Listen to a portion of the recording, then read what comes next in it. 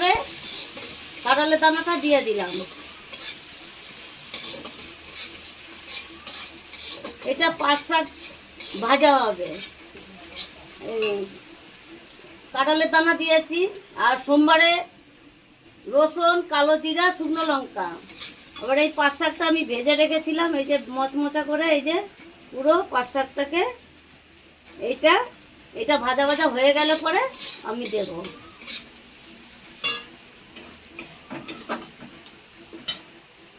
তোমাদের স্বাদ মতন লবণ দেবে, যতটা লাগবে।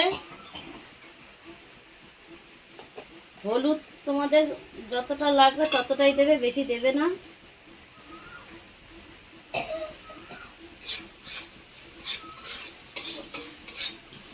এটা ভাজা ভাজা হয়ে গেলে পরে শাকটা আবার দিয়ে দেবো।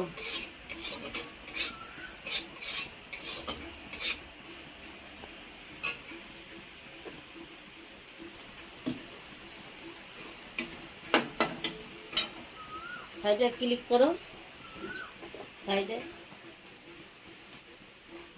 করেছো? পরে আবার তারা ওটা ভেজে নিই, ভাজতে তো সময় লাগবে। যা, প্রথম থেকে ভিডিওটা ছিল, করেছো? কেন অনেকটা নয়, লং হয়ে যাবে।